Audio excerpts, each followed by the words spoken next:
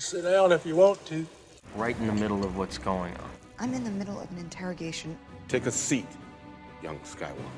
The middle children of history, man. Middle of the day, Alfred. Please, take a seat there. Right now, I'm in the middle of nowhere. Stop the middle of the base hit! Meeting in the middle. Slide. They fought for the freedom of middle. The middle of The middle of a middle. In the middle of a war! This is freaking ridiculous! Why don't we have a seat and talk it over? No! Not the middle seat! When you need a minute to look it over, it's time for a freeze frame. We're Nate Lingurini, Andrew Roger, and Jake Hensler of the Middle Seats, and this show is designed to pause and take a quick look at a movie from the past and see how it holds up with a closer look. These are always spoiler-filled reviews, but if you're curious about the movie and don't want to be spoiled, look for the ratings timecode in the description below. Alright boys, so Halloween is afoot, so it's horror's time to shine. And I think we picked the perfect movie to start the spooks. So this week on the Middle Seats, we'll be freezing on The Cabin in the Woods. Hello? Sign says closed. We're looking for, what's it called? Tillerman Road. To get you there. The lambs have passed through the gate. They are come to the killing floor. I seriously believe something weird is going on. What is that thing? We have to stay together. This isn't right. We should split up. Yeah, good idea. Really? Somebody sent those things here to get us. I think I can get it to go down. Do we want to go down? The Cabin in the Woods was the directorial debut of Drew Goddard. He will be releasing his second film, Bad Times at the El Royale, on October 12th, which we are all very excited for. For Cabin, however, he worked with the geek legend Joss Whedon on the production. The film features Chris Hemsworth, Kristen Connolly, Anna Hutchinson, Fran Kranz, Jesse Williams, as well as Richard Jenkins and Bradley Whitford. It starts out simply enough. 5 college students head off to an isolated cabin only to be attacked by supernatural monsters. But don't be fooled by the intentionally generic name or premise. The Cabin in the Woods is a once-in-a-lifetime kind of experiment. Right from the get-go, not all's as it seems. There's this secret facility that seems to be manipulating every move the characters take. The twists and turns from then on out is an all-out smorgasbord of the entire horror genre. So boys, what do we think? The lights are off, the door to the cabin is open. Are you willing to step inside? Let's start with Drew. This is one of those movies that, like, I know we already did the spoiler warning and everything, but seriously, if you have not seen this movie, do not listen to this. I'm going to start right off the bat. I really recommend it. It's one of my favorite horror movies and one of my favorite comedies of all time. It's more on the comedy side. And just because it's so unexpected in so many different places, but also so smart, it takes the idea that, you know, all these horror movies are the same. They all go through the same formula. They all go through the same routine over and over again. And it takes that idea, and it's like, well, why don't we make it so that, you know, the routine is on purpose? And there are people manipulating behind the scenes to make that routine happen. It's such a brilliant conceit that could have gone really wrong with less talented people. Luckily, Joss Whedon and Drew Goddard are 2 really talented individuals, and they've been probably responsible for some of your favorite things throughout the 21st century. Of course, you got Buffy the Vampire Slayer, Avengers, Firefly, all the things that Joss Whedon's been attached to. And then Drew Goddard has had a big hand in Daredevil Season 1. He was executive producer on a great NBC sitcom called The Good Place. He wrote The Martian. Like, he's just been attached to quality his entire career. And they are smart enough to make this high-concept idea work as well as it could, because it has some really likable actors in it who understand what kind of movie they're in. It has some really great surprises, like really great surprises that I've seen the movie probably 3 or 4 times now, and I just rewatched it recently, and it still surprised me because I was like, oh yeah, I forgot about that. It's funny, it's sharp, it's witty. It's just a really excellent genre movie. Jake, what do you think? Yeah, I rewatched it a couple weeks ago as well, and it's, you know, like Andrew said, it's very, very smart. It's very, very clever and intelligent. And I remember when it came out, I knew the spoof that it was doing. And not to sound arrogant, but there were some people who don't quite follow film as us who were like eager to see it, and I was like, I hope they don't give it a bad rap because they don't quite get what it's doing. But that being said, it is super smart with some really great twists, some fun character work, really all around good movie. I agree wholeheartedly with both you guys. It's such a genre takedown almost, where it just it pokes fun. It's a complete deconstruction. Yeah, it does such a great job taking all the tropes you know and in some cases love, in some cases don't, from horror. And every time you cut to the facility and the people behind the scenes working on the entire attack, if you will, just makes the movie. And it's such a unique concept that I don't think has been tried in any means close to what they pulled off here in The Cabin in the Woods.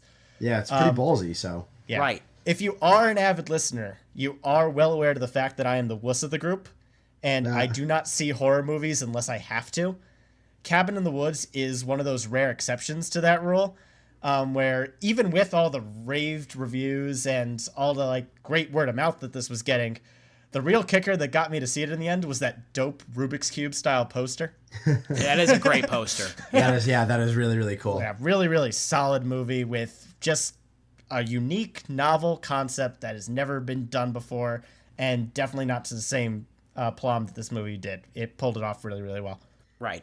It's such a detailed attack, too. Like, it's a movie that rewards you watching it multiple times because you can just see how much thought they put into this. Like, I really love how Goddard directs the performances of actors like Chris Hemsworth. Like, who, by the way, this is one of his first big roles. He did a really good job here, I think. He is positioned, obviously, if you're going to go by the tropes, what is Chris Hemsworth? He's the jock. In your head, that's what the jock is supposed to be. But he only acts like the jock because it's designed for him to act like that. His character, in actuality, when we first meet him, he's talking about, like, science class, and he's talking about textbooks, and he's clearly an intelligent human being. So everything that we know about stereotypes is all part of this manipulation. Right, with very clever writing. Right, exactly. It's very clever in how it sets things up like that. Like, the same thing with his girlfriend, played by Anna Hutchison. Her character's not a bimbo, really. I mean, she's, like, flirty a little bit, but she turns into, like, a complete, like, the typical horror movie slut that dies first. When they first find out that there are some zombies, they're like, all right, we really need to figure out what's going on and, like, band together. And then the people running the show are like, oh, that's not good. So they input some kind of like smoke through the air that filters through all of them. And Chris Hemsworth goes, no, split up, we'll cover more ground. And everybody agrees except one guy. And he's like, wait, really? Are you serious? And just like completely ripping on your typical stupid horror tropes like that in a really clever way. Yeah. Those little touches, you instantly know that they get every single little thing that people complain about. And they're like, we're going to turn this on its head. Right. And even in terms of like, so like, I feel like there are often some pretty dumb times for not leaving the haunted area. And they even address that too. Like they try, and all of a sudden the people pulling the strings are like, oh my God, we didn't blow up the tunnel. Quick, blow up the tunnel. So they can't leave. Just like ridiculous things like that. Yeah. That's a great segue, Jake, because we mentioned this in the beginning, that this is not a full-on horror movie. It's a horror comedy movie. In either case, one of the funniest scenes of the movie is when Chris Hemsworth tries to jump with his motorcycle and slams into that force field. It's also startling. The first time I saw it, I was like, holy shit. Without a doubt, my favorite moment in the entire movie. I knew it was coming, and I was laughing pre it happening because I just knew it was coming up and like nervously laughing through the whole. It's also brutal as he tumbles down and keeps hitting it and hitting it and hitting it and hitting it. It's like, oh my God. What are actually? I like that you said that, Andrew. What are both of your favorite scenes? Because I know mine. I really like that one, and I also really like when Bradley Whitford is talking about these lives that they give. It's really tough, and then he just goes, "Tequila is my lady," and like they all come in to celebrate. Like really it's just such a great line delivery, and the comic timing is so good. What about you, Nadine? Not liking horror movies. What's your favorite part?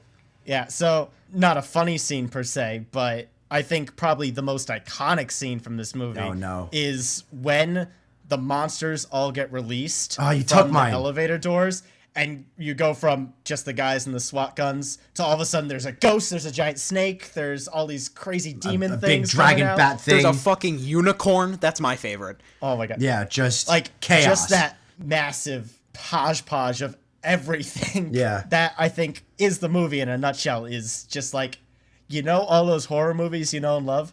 Let's blend them all together and see what the hell happens. And it's a bloody mess. And the build up too.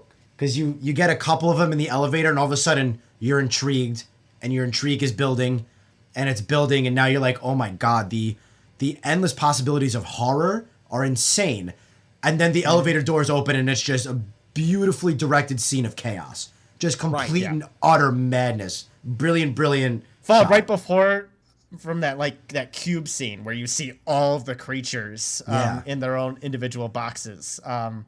It almost looks just like a scene out of Inception. It's like really stylized, really weird, but it works. It's just super satisfying too as an audience member because they play the long game on at least one of them. Like Bradley Whitford is talking about the entire movie. I'm never gonna get a chance to see a merman, and then when he does, I think he probably regrets it. That is just... It looks like a thing out of Monsters, Inc. I love it. Yeah, little things planted like that throughout. From the first scene, this movie has such a control of what it's trying to do. Just how mundane the first scene is, and then they just flash the title on screen with that high-pitched scream.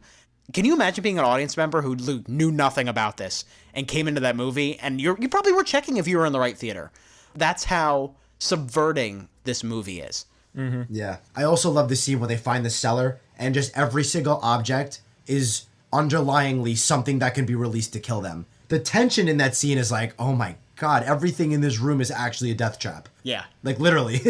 And the people behind the scenes, they don't care. They have a fucking office pool about who's going to pick which one. Exactly. It's so clever. Anything about the movie that doesn't work for you guys? I don't like the last 5-10 minutes or so. The Sigourney Weaver cameo is nice, but just the way things wrap up, it's just kind of it was kind of a whimper for me. I get why they did it, but at the same time, I wasn't enthralled with it really. I wasn't as in love with it as the rest of the movie. It almost felt like over-explaining, right? Yeah. It was they had avoided exposition for so long, and then they got to that point, and they just dumped, okay, here's what's going on. And it's I think we're smart enough to know what's going on. You gave us the visual cues of that there are some kind of ancient beings involved. We didn't need that, They could have found that out on their own. Yeah. No, that is true. I remember seeing it for the first time and feeling that way, and then rewatching it and thinking it just doesn't quite fit. Right. Mm-hmm.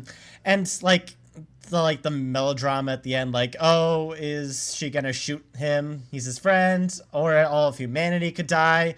Everything up to that point had been satire, borderline spoof, and I agree, it just didn't live up to everything that the movie had building up to. Yeah. We got the fact that it was a ritual. We got the fact that the characters needed to act a certain way. It was just a little too much right at the end. It was just a little off. It's the perfect genre movie, but at the same time, I wouldn't call it a perfect movie by any stretch of the imagination. Mm-hmm. It is so good at what it's trying to do, but it has a ceiling and it doesn't bust past that ceiling for me. But it's just such a rock solid, excellently executed movie. Looking on it, there's not much I would change, Yeah. Other than maybe the ending, there's really not much I would change, but it's just not this it's hard to find flaws without calling it perfect, but I agree. Yeah. Yeah. Well, let's just go into it then. What would we rate The Cabin in the Woods? Let's start with Jake. It's a comfy plush recliner. It's not, I know we go into detailed plush recliners. It's not the best plush recliner. It's just a normal good plush recliner. Just really overall good movie. Makes mostly right choices all around. Drew, how about you? Yeah, I would tend to agree with that, Jake. It is right in that middle plush recliner range. It's a really great idea with a really smart, creative team behind it, with actors that understand what the movie that they're in. I thought this was going to be a star-making performance for Fran Kranz, who just does a really good job with this stoner role and subverting expectations. And just the acting throughout it is really solid throughout, which is rare for a horror movie. They clearly knew who they wanted for specific roles, played them to that type, had them play against type at some point, but still wrap it all up together in the end. If you love horror movies, I know Nate doesn't for sure. No. I would say I like them. They're good, but I wouldn't say I love them. And I love this movie. It just has such a great idea of what makes those movies flawed for me, and just plays with that so much that it's like a study in expert critical deconstruction. And, you know, we're critics, so I like that. Cool. We're going to tie this all up on a unanimous opinion. This is also a plush recliner on my book. It is such a solid concept, such a cool, unique concept that I loved top to bottom, even as someone who doesn't enjoy horror by any stretch of the imagination.